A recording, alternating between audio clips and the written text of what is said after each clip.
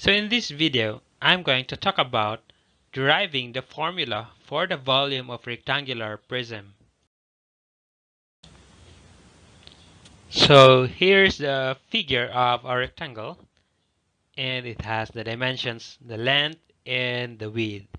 So when we get the area of this figure, so we use this formula, length times width.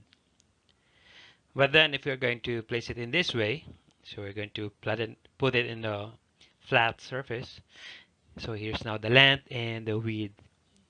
And then we are going to pile more of this rectangle, exactly the same rectangle, just like this.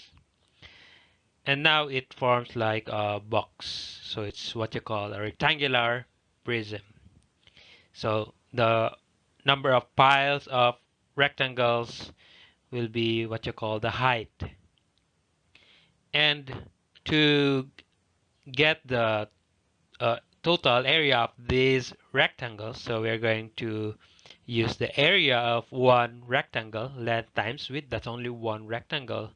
And since we want to know the total area of all these triangles, so we will multiply this area by how many rectangles in all, so times the height, because height is the number of piles of rectangles.